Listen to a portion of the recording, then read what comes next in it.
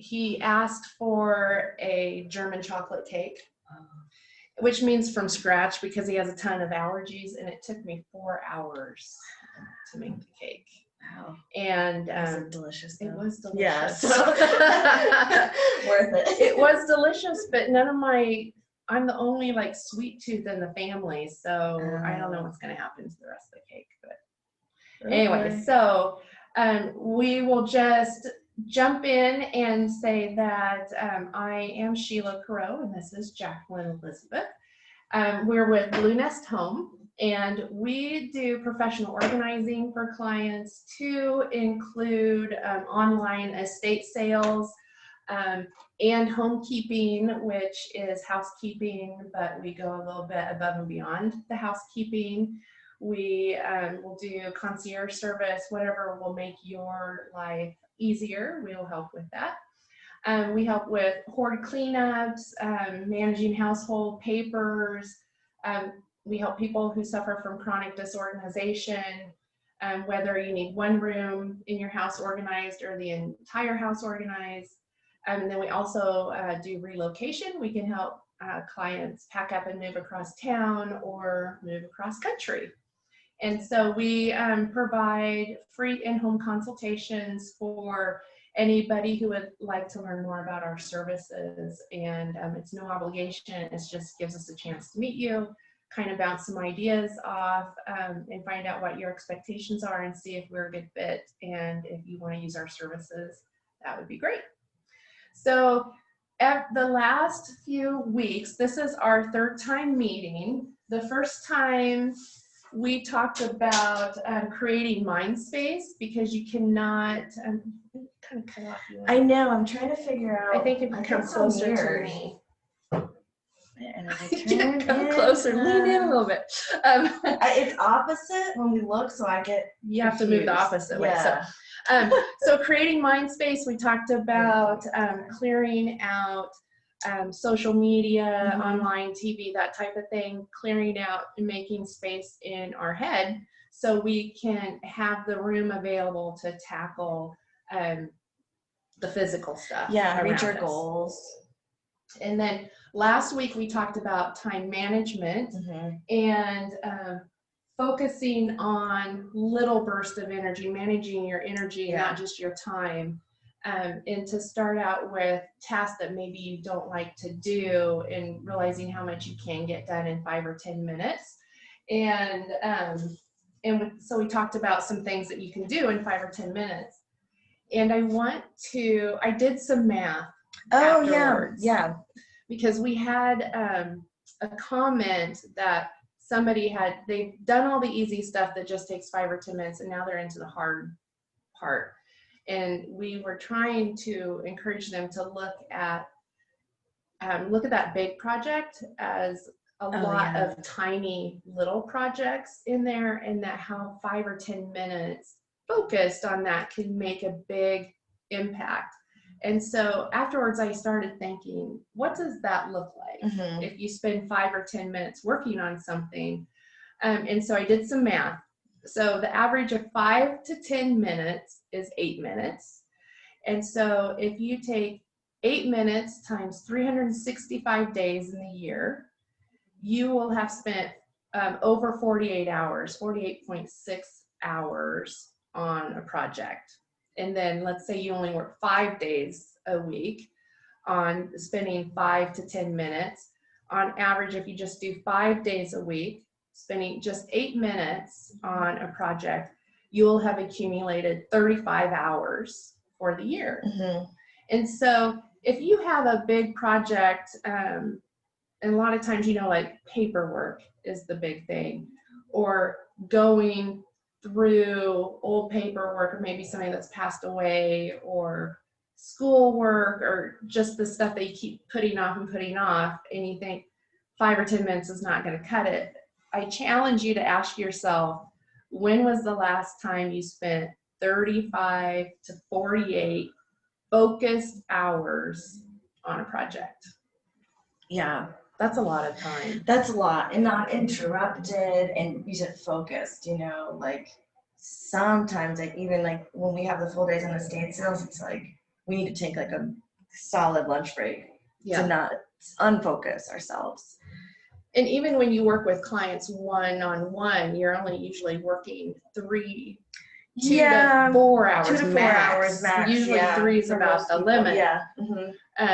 And so if you think back and you think, well, I don't want to still have this pile here a year. But if you look back, was the pile there a year ago? Right. And did you do the 5 to 10 minutes then? So don't underestimate what you can get done in 5 to 10 minutes. Yeah. And again, breaking it down, like you said, like no one wants to do 48, like take a whole weekend. That's really hard. I'd rather do 5-10 minutes than 48 hours on a weekend. And sometimes you sit down and you're like, okay, just 5 minutes. Yeah. When they say even like April exercising today, I've heard like, even if you just like get your exercise clothes on, you're more likely to go exercise. Or if you say, I heard this one too, somebody said, I gave myself permission not to walk into the the YMCA, but I had to touch the door. And then they gave themselves permission to get back in the car. That's funny. And not exercise. And they're like, you know what, by the time you get to the door and you touch the door, you're like, well, I might as well exercise. Yeah, you're like, what if someone sees me? So some days you may have the energy to keep on going for a little bit longer. And that stuff. So break up your big projects that you're not looking forward to into tiny things, and you can eventually, it is going to pile up and it is going to get, so you're going to see some productivity. I was going to say, even, sometimes we'll notice we go, okay, we only have 15 minutes till we have to clock out. Let's do something. And then the next day we get there, we're like, thank goodness we did that 15 minutes. Like that little table's cleared off or something. It really can, it starts to like, I think we might dwell on it again, but you do start to notice. And I really like the 5-10 minutes. I just think it just makes more sense. It's not as draining. Right.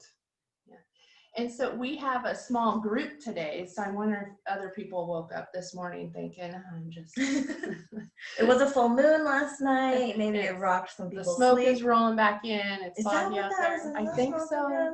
I think so. So today, I shared the worksheet in the meetup group before we logged on this morning, and the worksheet is Keep or Purge. I'm going to bring it up here.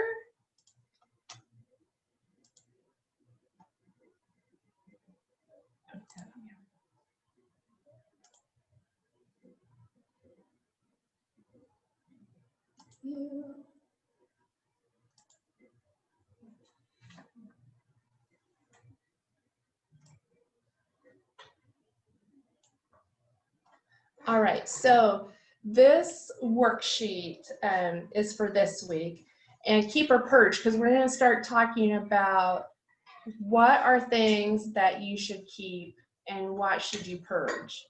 And then we have focused on the last couple weeks on 3 categories: your personal growth, your friends and family, and your hobbies. And making sure that the activities that you do, that they're feeding in to these 3 categories, they're fitting into your life, and it's something that either brings you joy, it inspires you, it motivates you, or challenges you to think differently. And I just realized I misspelled challenges. I just realized that too. Every time. I do know how to spell. I just get in a hurry. That's going to drive me insane. But I will fix that and I will repost it. But anyway, pretend that's not there. So everything that you're doing, and when you're focusing on going through and organizing your items and just everything in life, it should really focus back on these 3 categories. I was gonna say every worksheet I really feel like connects, with physical, emotional, spiritual, even, and these 3 categories really help if you get stuck. And a lot of these questions, if you keep asking, I think it starts to get, then you start to naturally remember all of it. I'm bear with me here. I'm gonna see if I can. Oh, If I can see this, because I can't share this screen and see comments. I don't think.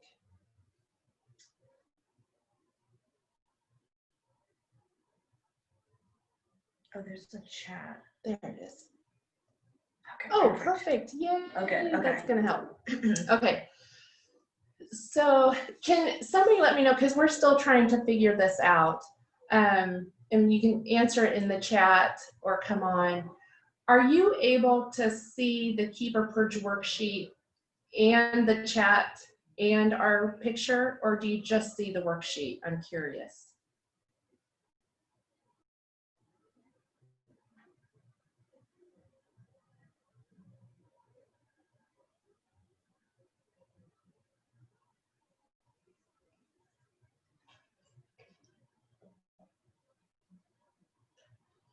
Did we lose everything? No. Oh. Okay. Oh, perfect. Okay. Oh, okay. April. Good. Yes, both the chat comes over the worksheet. Oh, okay. Oh, Gail, you can take if your video or the chat is over the worksheet, you can actually take your mouse and drag them over to the side. Oh, perfect. Yeah, there we go.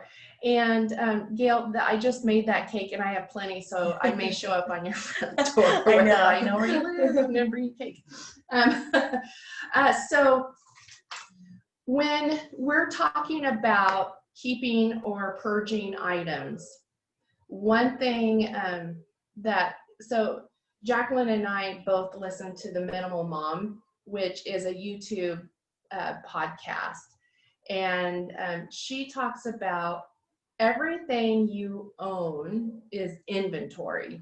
And I personally hadn't thought of it. Yeah, I didn't either. As inventory before. I kind of just thought of it as I either have it or can I get rid of it? Like in my mind, I'm always trying to minimalize my stuff. But like I struggle because I call myself an organizer. And when you start diving into minimalism, you kind of go less towards organizing and more towards purging. And the less stuff you have, you don't really have to organize it. Yeah, I 100% agree on that. I actually, this thought had come up, actually, but it's funny you mentioned this because it kind of kept coming up as I was thinking about this topic for the week. And I'm thinking, I was like, organizing is very different from minimalizing and simplifying and purging. It's very different. Like, I noticed I lean towards simplifying versus then trying to have an organizing system. Like, I actually don't have a lot of buckets in organizing tools. Things, if that makes sense, like buckets and things, and because I just don't have too much to put in, if that makes sense. Do you know what I mean? Like, yeah, I have one laundry hamper. I don't have a ton of clothes, so I don't have a ton to separate. There's less need to go to the container store. Yeah, because you need less containers. I don't want to vent on that, but I think too, something that I kind of jotted down on my worksheet was that I want less plastic in my life too. I didn't grow up, like my mom really liked glass, she liked reusable, and then all of a sudden I kind of got lazy and did the plastic stuff a lot, and now I don't want. So I think realizing that too with Keep or Purge, I asked myself that before I even bring it in to my house. I'm like, if I'm going to bring this in, do I have a home for it? Am I going to use it? So I think it kind of, with the Keep and Purge, it's past, present, future. You kind of got to always keep on the back of your mind. So look at your house and your surroundings or whatever it is that you're trying to organize or gain control over or whatever word resonates with you, and look at it as inventory. And inventory requires maintenance. So, I was kind of thinking you wouldn't want to go into a store that doesn't maintain their inventory, right? Yeah. Like if they were sold out of things that you wanted to buy, or every time you went in there, you saw you can't find anything, the exact same thing that was stuff that you weren't interested in, you would stop going in there. So kind of like yeah. if you have a garage or storage unit that has inventory in it, and You just close the door. you just close the door, you don't go in there Yeah. because you don't like that inventory. Yeah. Or you really ask yourself, a lot of times I hear people go, I really just don't know. I don't know what's in those boxes. I don't know what's behind those shelves. It's been too long. Yeah. That's a lot of times we'll hear that. And then the other thing is if you have a space where you're not going into it, because you don't want to deal with the inventory, my guess is your life has continued.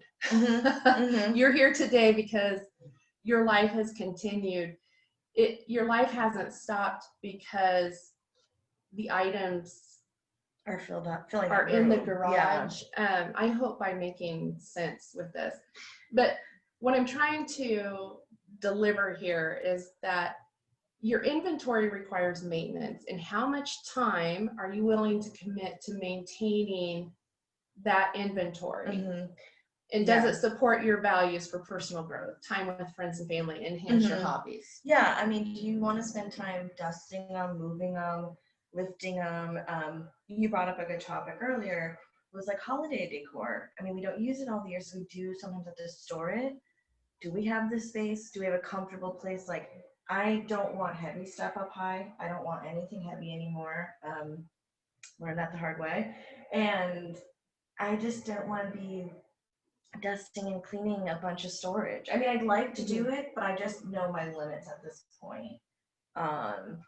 Or if I put stuff out, I don't want to be dusting and cleaning them on a regular basis. And I have had a lot of Christmas stuff because my kids, so like my oldest just turned 20, still blows me away. And my youngest is 17. And so we had a lot of Christmas decor from when they were little, and truthfully, I have boys. They're not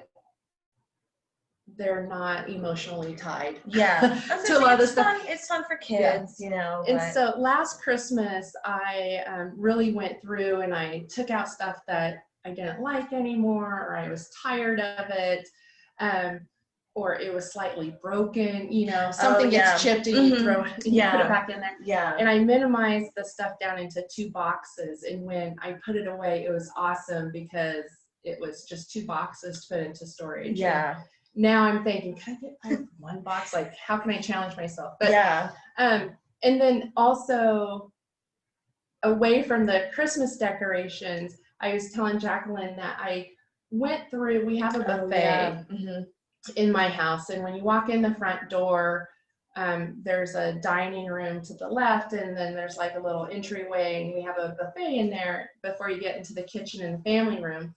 And the buffet has always housed like pencils and pens and staplers and tape and stuff that the kids needed for schoolwork, and crayons and colored pencils and stuff. And they used to go in there and get stuff quite frequently because in elementary, they're doing a lot of stuff with pencils and paper and that type of stuff. But as they've gotten older, they're moving to more online, and now working online, they're not grabbing a ton of pencils and papers.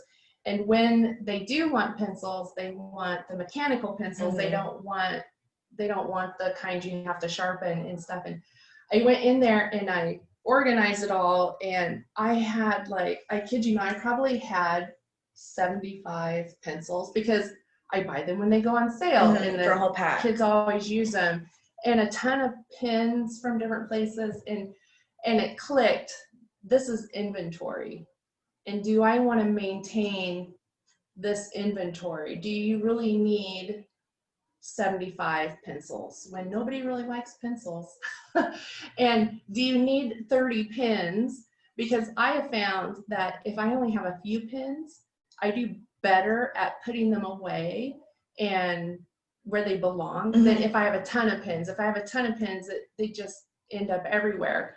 And so I purged a lot of stuff and started making that switch to, this is inventory, and do I want to manage this inventory? It's funny you say that about pens because I can't. These ones, I don't take free ones. I don't like them. I write pretty well with these, and they feel good. They make you happy. I get a pack. different colors until I run out. And each color, this one is my work one. I always keep in my notebook. I have a pink one in my pocketbook. So like I only have a couple, but like you said, I know exactly where they are because that's where I use them. Mm-hmm. I don't want free junky pens that are half broken. So I got rid of all of those. Like I kind of reminds me of what you did. I just was like, nope, I'm starting like, if your kids only like the mechanical pencils, why are you going to take up precious real estate space in that buffet? Yeah. You know? And it's so nice now because when you go, you can actually before the pens and pencils were like almost overflowing. Yeah, I kind of could picture it in my head. Yeah. And now it's like, oh, I can see what I want and get it quickly. And how long did that take you to do the buffet? Less than 5 minutes, because what I've been Wow. doing is when I get up in the morning and I have my saying coffee that, and stuff, I've been like, I just open a drawer and kind of take out what I don't need in the drawer and trying to go through it, because it's not a one and done. Yeah, right. It's a constant, it's always checking in Kinda with like yourself. and yeah. I was reading April's Lost. It says, yes, makes total sense. I have lots of spaces that I go in and leave because it's full of clutter. And I really want to address this point because we brought it up earlier too. When you're looking at kind of clutter, keeping and purging again, identify also the emotion. If you're like, the pens, and I'm thinking like, there's a couple times I've looked at spots in my house and I'm like I get like a little bit of like, it actually bothers me emotionally. Like it just looks unkept and this and that. And that's when I kind of realize where I can focus in my goals. Like that's messy, that's not me. Like some people thrive in that kind of, and that's fine. But I'm like, I like a little tidier. And I'm starting to realize, you're gonna laugh, but I still have items from college. And I'm like, I am so over the cloth tote box things. They're too deep. They always look sloppy to me. I'm like, I'm upgrading, So like, I'm an adult. I can upgrade. I guess like taking that into inventory. Like, what colors are my style? Even sometimes like writing a vision board down for your house, or like even on the computer, you can just say, I really like these colors, this style. So when you're out, or when you're going around your house, you'd be like, I never put that out. That's not the colors I like. That kind of can be helpful when you're like, or it was a gift. The gifts. The gifts that you didn't ask for, or you used to love, and now it just doesn't your styles can grow and change, and some people say, maybe I'll go back into it, and just in case. Probably not. I've actually, with my paperwork and a couple other things, a couple holiday things, I have little notes on them that said, if not needed by this month, and I've kept to it, I'll be like, oh, it's this month, and I just didn't need it, and I move on. Or I didn't put it out last year for holiday, I'll make a little note. And I realize, it's like I just kept it just in case. The just in case. And then so the worksheet has blank areas today because everybody's home is different. And so the idea is you can either use the worksheet or make notes or mental notes, however you work best, to kind of think about different areas that you want to address. And so we want to hear from you. What are some areas that you struggle in, or you're curious about, or this is your chance to ask us any questions about pretty much anything. Or if you have questions too, a lot of people will have questions on ways to donate, because sometimes that's holding up the process. Like I want to find the perfect way to donate X, Y, and Z, or how to dispose of things. So we were hoping for questions on that. So we should have the Jeopardy music. We're going to give you a few minutes to think about that, and either unmute and ask it or type it in the chat. I apologize. I'm very thirsty today. I know, and my nose is post-nasal drippy, so.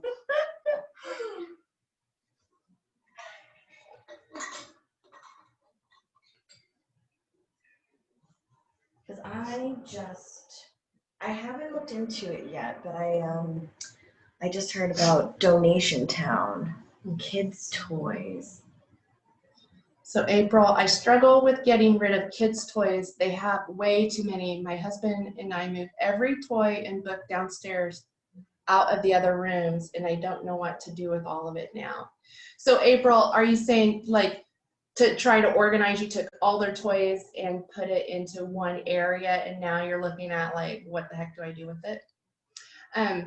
If you can just clarify that, and then if you can tell me like how many kids you have and their ages, that will be really helpful.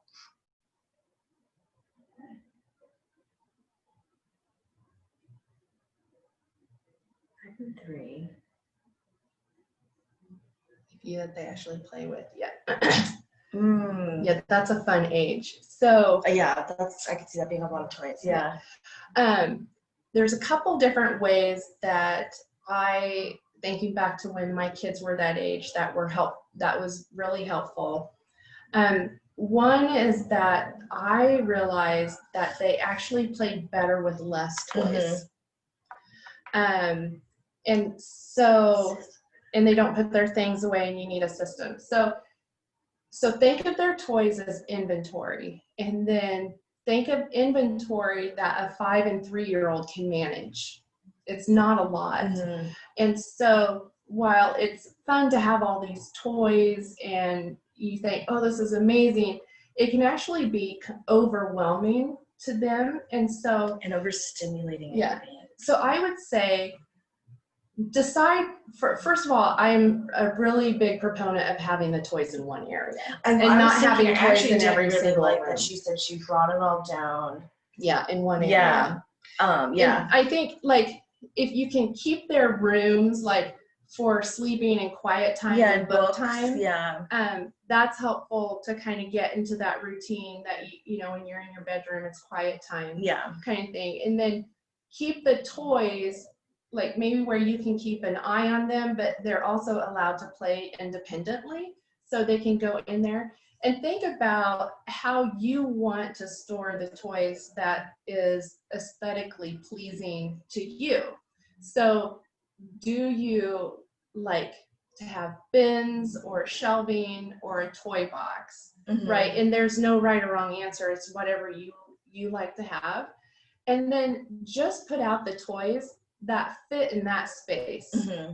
And then put the rest of the toys in bins and put them away. First of all, if a toy is broken. I was just thinking the easiest is broken. Doesn't work, drives you crazy. Or like worn out or something, you know, just had its life kind of used. Get rid of those. So that's a good place. I was kind of thinking the same thing. And also, kids are really good at this age if you give them a sack and you say, you know, I need help. I don't, you know, are there toys that you would like to donate because there's other kids that don't have toys, you know, and so we can donate it to those, and those kids will play with it. And it's funny because some kids are like, no, I don't want to give away my toys. You say, okay, that's fine. But other kids are like, sure. And they'll start giving away things and you're like, oh, I remember thinking, I paid a lot of money for that. Or, oh, that teddy bear is so cute. I can't believe they're getting rid of it. But it's their toys, and they're done with it. And so you can get them involved to donate. But if you're not ready to go there, if you're doing baby steps, just pick out one area, decide how you want it to look. Put the toys in it that fit in that space. Put the rest in a bin. And then you can rotate them out, and then you'll be surprised at how well they play with less toys.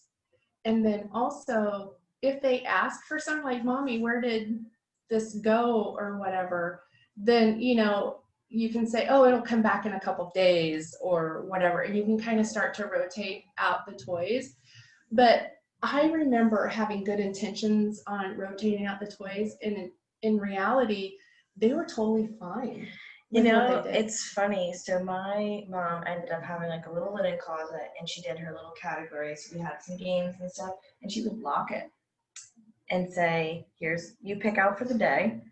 And we would, and little by little, she just kind of started less and less. Like she goes, they never asked for this, you know? I know like it's kind of strict or whatever, but there was also 4 of us running around all, like crazy, and it was how she wanted to manage it. She didn't want it all over the living room. She didn't want it, you know. We had kind of one playroom upstairs. But yeah, she did the same thing, kind of just books. And like, I think we could have a couple of stuffed animals, things like that.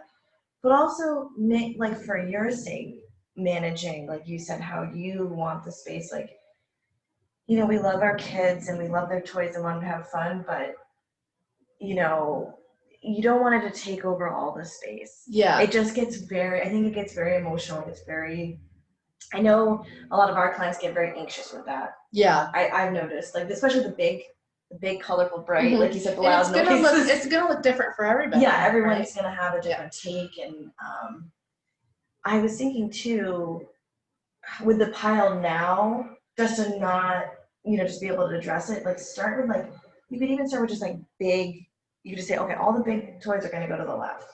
And all maybe the sports toys are gonna go to the right. You know, stuff like that. I know kids have little pieces and bits and bobbles and things. And yeah, you'd be surprised. Like I noticed too, because when I used to nanny, we would play with the same little things. And I would always think like, why do we have all that stuff over there? Yeah. We keep playing with this. And I think you just have to know, so I really do like the first step that she just took everything and put it in one spot. Because now I think she can have the control of like little by little kind of figuring out, taking it, figuring out what she likes, like bins.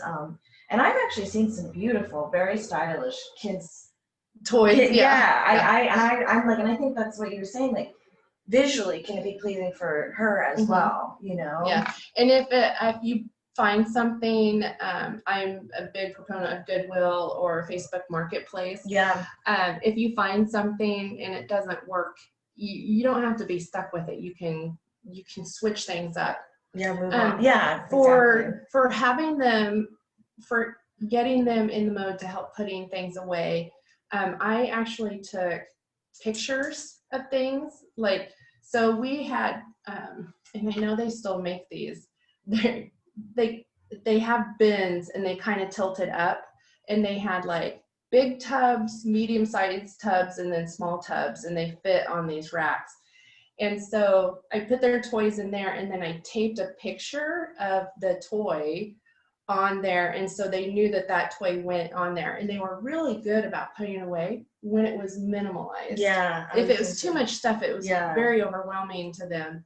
And then, like, your 5-year-old is probably starting to read right now. You can write the word on there or use a label maker and put it out, and that kind of starts, like, you know, it's just that muscle memory, right? Of that's. Or even colors, you know, if they want to do all this bucket has the red toys. Because like you were saying, I could see like a little Polaroid that'd be so cute with like a picture of like, but you could just say all dinosaurs. It doesn't have to be, you know, not these minute categories for kids. I think cars or anything with wheels, like and like you said, it'd be a fun kind of learning, like colors, or if you wrote, you know, that could be helpful. The other thing is with children, like, so their attention span is very short, and so you have to work with that. And so I'm going to read this. They're great at putting things away at preschool because they know where it went. Yep, they use pictures too. And don't worry if you're too tired to do that. I was gonna say. You can just write the word on there, because it'll click. Like, that word means this, and they have very photographic memories. They'll know if you're consistent with it. And you know, as you said before, break it down. Do one at a time. You know what I mean? Because it's probably exhausting, you know, putting them all away all the time. Yeah, and I had my kids, I had 3 in 3 years, and they're all boys, and they could destroy a room and nothing flat, like all the Legos, all of the, everything was out.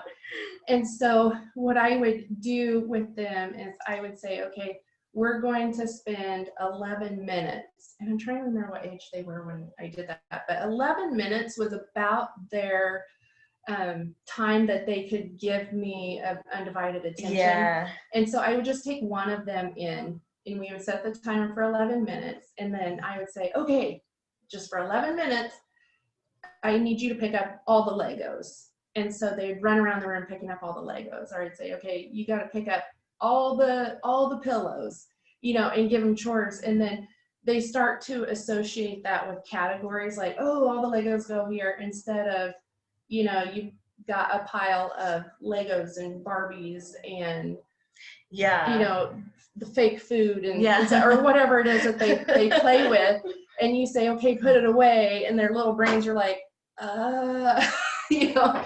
So if you give them specifics. I was going to say more specifics. Yeah, if you want to go, oh, clean up the toy room, it's very overwhelming. But if you say, okay, let's get all the Legos in this basket, it almost just becomes like a little fun game almost. Yeah. And if it's if it seems overwhelming to like take a photo and then print it out, you can just go on like just Google Images and find a picture of it and print it out. Or like I said, the I love the Fuji Insta films. Yeah, I love those little. See, I don't like them because I got little Polaroids everywhere, and I can't stand I have a little. Well, I always need to give away. I put them in my scrapbook. Yeah, so that's what I think with the. Says that technique would work well with adults as kids too. Yeah. Yeah, or like kind of like, you know, if you could get to the point where you go, you know what. Outdoor toys are outdoor toys. You know, I was gonna say actually my parents and my grandparents were very strict about that. The balls and the righty things all stayed in the garage in a bucket out there, never switched. And I think that was again easier for them to keep an inventory and cleaning. Like you know, you don't, you know, sometimes you just don't want that stuff in there. And then books, like you said, books in the bedroom. And maybe if you do have maybe some bins of games, or I'm trying to think of other like little things, maybe those bins or whatever could stay somewhere else. And you go, okay, today do we want to play with the Play-Doh or the Legos? We'll bring it up or bring it into the playroom versus leaving it out all the time. Yeah. And then you can kind of start to see your inventory again. But you know, we have not come down to ask to grab for this bucket of stuff. You know. How many books does a family need? I feel like we have hundreds. Well, that depends on the family. Yes. I have very few books because I fall asleep whenever I read a book, and so I'm very big on Audible and listening to books. I love that, and go through so many books by listening to them. But is it April? Do you and your husband read books too, or is it just children's books? Kids books. There's a really good, the latest episode that the Minimalist put out on podcast was about books. And it's not technically kids, but he had some really good advice. And he said what he does is him and his wife decided, because they have a daughter too who likes to read, they picked the space they wanted to fill. So they're like, we're going to only use these 2 bookshelves, and that's our inventory. That's our limit. Because he was like, it's way more than enough. You know, we usually reread the same ones. I am a huge fan of the library. And I do know during the pandemic, you can still check out. It's just yeah, I saw that they're bringing it out or something. Yeah, they just bring it out. I've done it twice already. I just, you know, because also sometimes I'm like, am I gonna like this book if I've read it once? But again, I think with kids' books, deciding the categories that maybe are like the ones that are helping learn. I mean, most of them probably are learning. Lots of books I've never read. Yeah. Again, I think you have to decide. It's inventory, right? So how much of those books, how much time do you want to work on having the books? And so if you can ask yourself, is this something I really want to read? Did somebody give it to me? Sometimes we buy books and then later on we don't have an interest in it. Oh yeah, that's so fun when I start reading. You know, too, I think, you know, think of it like if you could say, okay, imagine how many small little kids' books can go on even a small bookshelf. You can get a lot in there. And you could say, that's my limit. Like, she'll get plenty of access to reading. Even if she rereads the same couple books, she's still going to be learning probably numbers, shapes, colors, a lot of that. And, you know, and then knowing, so I don't know, like if you want to continue a family and you could say, I only want to keep 1 bucket of books if we have another kid. Or when she's done, we move on from these and know that I can handle this in 1 trip to donation. I do have, cookbooks. I just recently went through my cookbooks because I realized I usually get my recipes off online, and I still, like, there's some cookbooks that I haven't looked at in several years, or I haven't made anything from them. But I'm like, oh, I really want to keep them because they're beautiful. Yeah, the cookbooks are really A 3-year-old that starts, yeah. So you yeah. can keep those, and also like as they, I feel like we're jumping around. Let's talk about the books as they age out of them, Yeah. as your 3-year-old ages out of them. I do have a bin that I labeled Keepsake Books, and I put those in there because I do think it's kind of fun to like, and I do have a granddaughter, to be able to share those. But Right. again, I Like limited it passed to, it's a very small bin. Yeah. So I'm not having to maintain it. So Yeah. when you have readers that are in different reading levels, Stages, yeah. you can put those in bins to get them out of the way and write a reading level on there, like, you know, ages 3 to 5, or, you know, 5 to 7, and then you can rotate whatever, them off the shelf. rotating them. Yeah. It's a struggle. Most people who love books do struggle with how many to keep. But again, it's, you know, decide how much inventory you want to maintain. Yeah.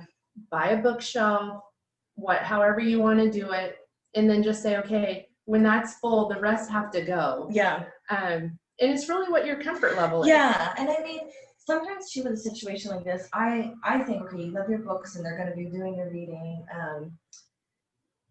Eliminate other things like no-brainers before you get to the books. Like maybe you don't want all the loud gadgets and toys that just are not used and broken, because then maybe you could have room for another small bookshelf instead of a big massive thing of toys. You know, like you said, manage the inventory. If that's priority, that's okay to have a bunch of, it's okay. You know? I was just laughing because I was thinking, when my kids were little, I would read to them every day, and there are some books that they would always choose. Yep. And I was so tired of reading it, or I could not stand the book. Like, hop on pop or something. It's okay for them to like disappear.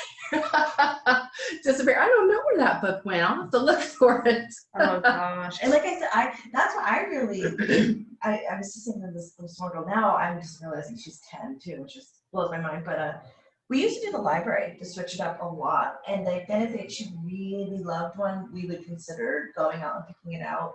And we usually wait till like the Scholastic Book Fair thing, and get like 1 or 2 that she really liked. But we kind of started doing that first to see like, you know. Oh. Gail, can I share what we did with David's books underneath your house? Do you remember? Yes. Okay. So Gail's husband, I worked with Gail in her home, and her husband loves books. And I think when we started working, you can do what you want, but don't get rid of any of my books. And so he was okay with us boxing them up and putting them in dry storage underneath the house. But what we did is we boxed up the books and had one of those invoice sheet books that you can get like at Staples, and it's supposed to be so you can write out an invoice for somebody and give them a copy, and you have a carbon copy of it. What we did is we labeled the boxes 1 through however many boxes we had, put the books in there, we wrote out all the titles of the books, boxed them up, and we taped 1 copy on the box. And then we had all the original copies stapled together so David could see all the titles of the books that he had and know where to find them if he wanted them. So it's like his own library. Is that the Dewey Decimal System? Is that kind of like card cataloging? Yeah, it wasn't that detailed, but it was library though. And I'm curious, Gail, has he ever gotten into any of those boxes to get a book out? I have another. Not probably not. But at least it's not taking up precious real estate in the main parts of your house. You know, I was thinking too for April, for donating or rotating, they have those free book barns or the book libraries. Yeah. I don't know if you've heard of those. I know there's one in the Target. I've seen over at the Target over there. Oh, the little free libraries. Yeah, little free libraries. And I have seen some good kids books, or like you can, rotate in that. The libraries also have groups that are called Friends of the Library, and each library has one, and you can take them there. Nice, They sell them to raise money for the library. Yep. Give them. Also, you can post it on Facebook Marketplace. She was mentioning too, many people give us lots of hand-me-downs. You can say no. We're giving you permission. I had a hard time doing that with hand-me-downs, but I started saying I'm at my limit. Mm-hmm. Or like, could I look through them, but don't leave them here. Hopefully most people understand, but I know some people can be a little pushy and just drop stuff off without you knowing about it. Yeah, you're like, oh, I gave you books. Yeah. And then they mentioned cookbooks, CDs, and DVDs. Cookbooks is an interesting one, because even like they said, if they have just one recipe in it. Yeah, very good to say. I can't handle any more inventory. Oh, I like that. Yeah, no, I think that's honest and very, if you send that to somebody, I think it's a really hopefully they're going to respect back, saying like, yeah, I don't want to put any more on your plate. Just say, oh, I'm so thankful that you thought of me, but I can't handle any more inventory. Please donate it. And like you could get to a place where, like, if you get to a clean slate and someone does want to pass on something, you can always accept. But knowing your limits and boundaries, I think, is a big goal with the keeping and the purging of items, because you're like, I don't mind keeping the books, but I gotta purge some other stuff first, clear my head. So Gail, is the videos, the DVDs, the movies, are they taking up space that you need help figuring out, or is it somebody else's stuff? Because it is. Do we need to add to our dry cellar library? David's, okay. David's stuff, yeah. You only can lead by example. So I don't know if he would let you box them up or sell them. I know when we worked together before, like, he kind of got motivated and cleaned out his office a little bit. When you're sharing a house with a spouse, you can only, if your spouse isn't on board with it, you can only take care of your own stuff.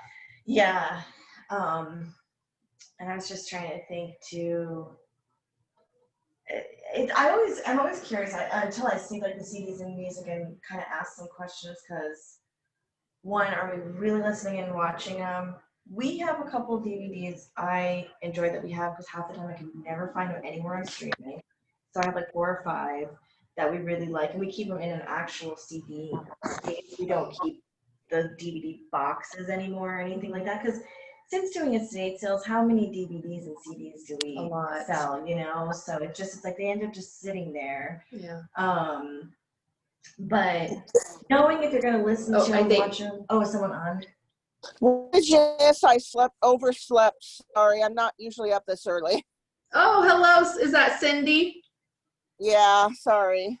No, that's okay. It is fine to jump in. I'm actually going to, because I can't, let's see. Oh, no. Oh, I can have this over here too. Okay, good. Oh, good. Oh, gosh. We're learning something every day. So, Cindy, we are talking about what areas you are struggling in, keeping or purge. And so we've talked with April about toys and books. Kids' books. And then with Gail talking about dealing with your spouse's items. DVDs, CDs, and then cookbooks came up. Now, Gail, are your cookbooks something that you're finding you don't have room for, or you enjoy the collection?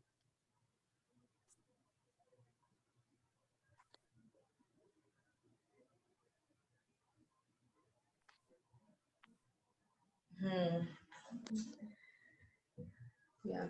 So that's becomes a collection, and if they bring you joy, and if you have the room to store them and it's not causing you anxiety, you don't have to get rid of them. Yeah.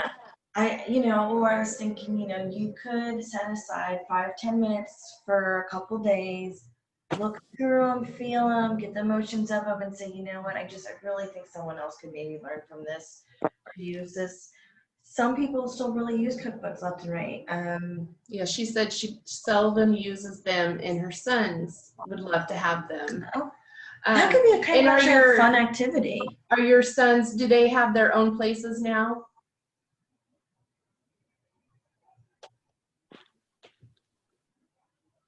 Yeah, let them take them. Yeah, I was gonna say you could maybe kind of sort them out and say, these ones I'm just not using anymore, but they're really good. I actually got 2 or 3 really nice ones. I got like a soup one and a cookie one, and I have both of those still. And they were given to me because I, had a house and didn't have anything, and I was really grateful to get them. Yeah, and I would caution you, the one thing that we say when you're giving away items is to make sure that they really want them, and that you're not passing your inventory on to somebody else just to get them out of your house. Yeah. Because some people do have trouble saying no, and it puts them on the spot. So it should be,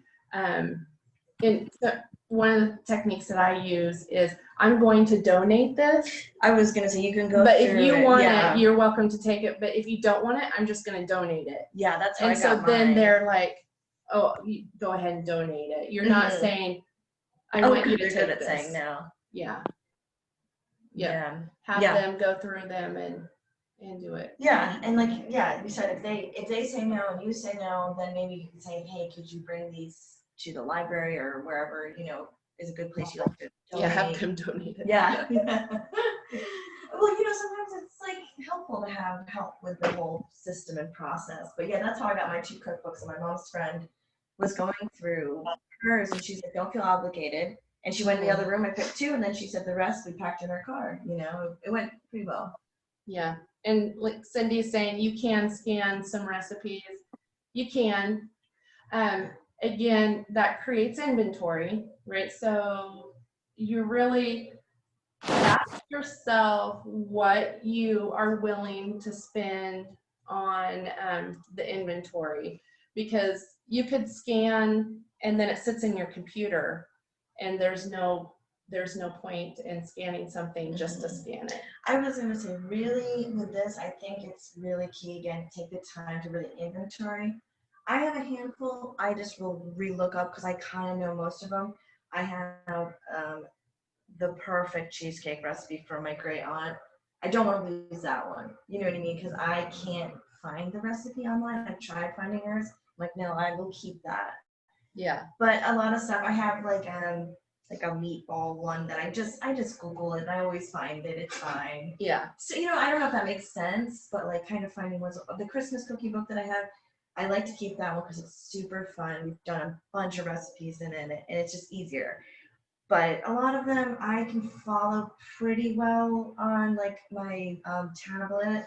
But that's again up to how you're comfortable. Do you like to follow it on there, or do you? Oh my gosh. Oh, it is 11 o'clock, and so I want to be respectful of everybody's time. If you have a quick question, you're welcome, Cindy. If you have a quick question, go ahead and type it out. Use the worksheet to kind of think about things that either you're struggling with or questions that you have, and we'll revisit this next week. Yes. Gail asked too quickly, do you keep recipes and files online? I have a really easy, I save them I bookmark them right in my web page, and I keep the ones I know 100% I like. So there's not a lot. I just keep a little folder for my ones I use all the time. Yeah. Oh my gosh, a huge bird just flew by the window that is in front of us. That was bizarre. Yeah, that was a little too close for comfort. I thought he was gonna hit the window. I did too. So I don't save anything online. I have all recipes, but I stopped saving it in there. Like I said, mine, I think maybe I have 8. That's all I have. Yeah. Yeah. Oh, April, I would love to see before and after pictures. That would be fantastic. And good luck, and give yourself time, and don't pressure yourself. Yeah. Little bits. All right. So we will be quiet to give you a Yeah. moment. If you have a question, let us know Goodness. before we sign off for the day. I know. That went fast.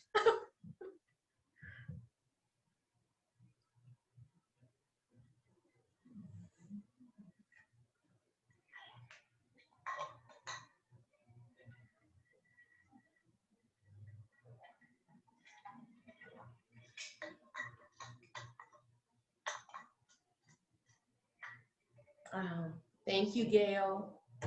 We love having you here. I Thank know, you. I enjoyed this. All right.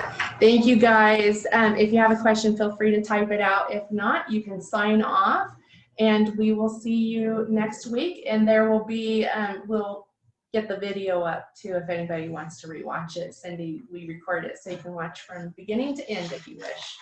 All right. Thanks, guys. Have a great weekend and a great week, and we will see you next Thursday. Thank you. Good luck purging. Yeah.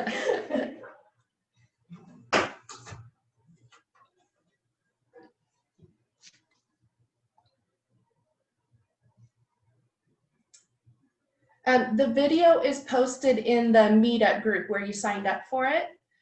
It's posted there, and then also on YouTube. If you go into YouTube and search Blue Nest Home, will pop up, and all the videos and some other videos that we've done are on there. And I can type that out.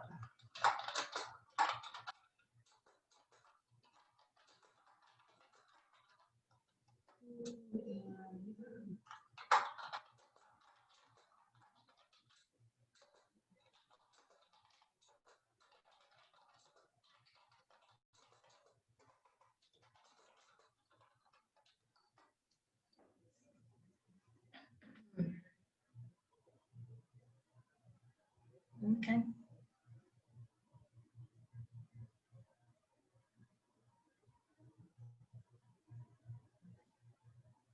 Okay, Gail, I am gonna bring you cake because I have way too much cake. Okay. I'll be by later today. I'll text you before I head over. All right. Have a good day. Bye, thank you. Bye. But no, I really.